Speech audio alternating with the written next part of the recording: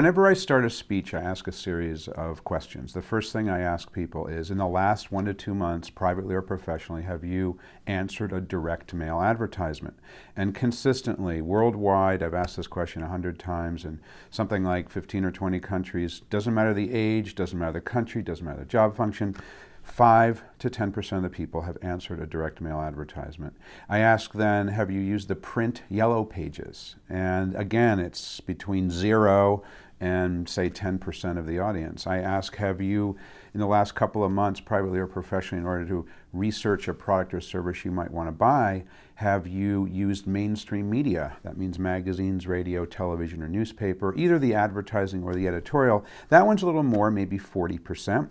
And then my 2 big questions are, in the last couple of months, privately or professionally, in order to research a product or service, have you used Google or another search engine? It's always 100% of the audience. 100% of the audience. I've asked that in Estonia, Lithuania, I've asked it in New Zealand and the Dominican Republic, and of all kinds of different people. I had 350 people from the US Air Force. Same answers. And the final question I ask at the beginning of my speeches is, have you tapped your peer-to-peer network, that means friends, family members, colleagues, and asked them for advice on a product or service you might be interested in buying?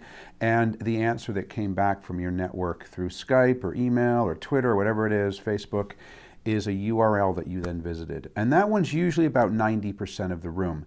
So there's a huge disconnect.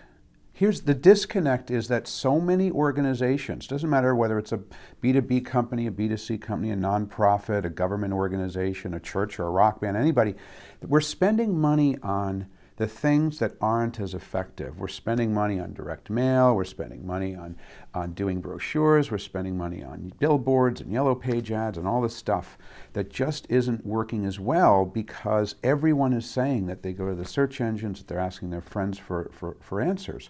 So this idea of the new rules of marketing and PR is basically the idea that to reach people online, and remember, everyone's saying they're going online when they raise their hands when I ask these questions. To reach these people requires thinking differently. And here's what it means. People who have gotten a background in advertising, people who have learned marketing from the advertising perspective, are very, very skilled at buying attention. We buy TV ads, we buy magazine ads, we buy an email mailing list to try to shoot to people. But that buying access doesn't work on the web. People who come from a public relations background are very skilled at begging for attention, and a little bit of a harsh word, but they're good at reaching the media, sending out press releases, trying to pitch the media and say, please write about my product. And that doesn't work so well on the web either. People who are skilled as a salesperson, sales background, are really good at generating attention from people one at a time, pinging people, emailing them, whatever.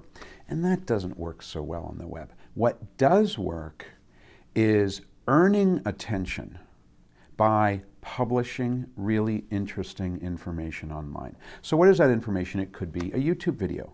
It could be a blog post. It could be a Twitter feed. It could be a really excellent content-rich website that has so much valuable information that people want to be able to access it. It's creating information that's so valuable that the search engines reward it with high rankings. It's creating information that's so valuable that people will link to it and they'll share that content with their friends and their families and their colleagues.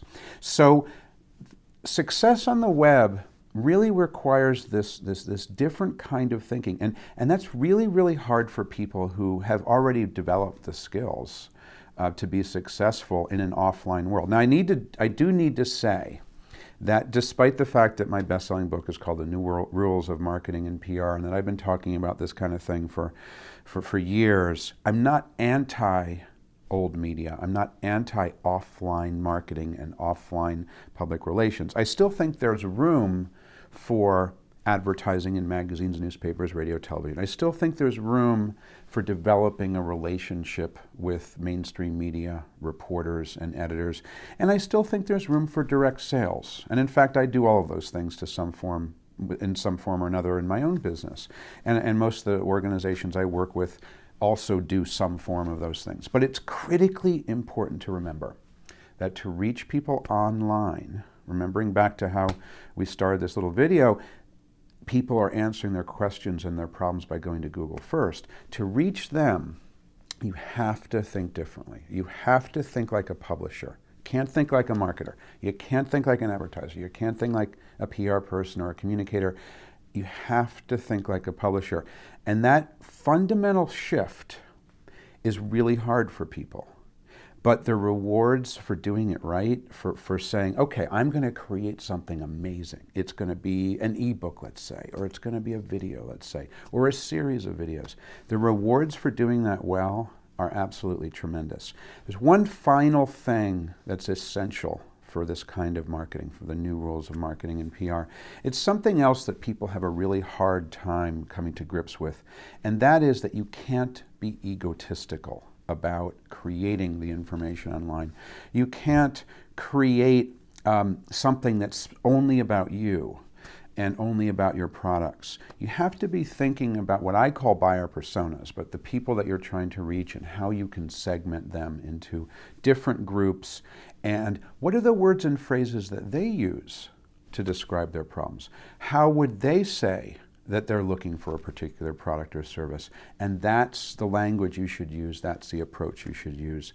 It's not about you. It's about the people you're trying to reach.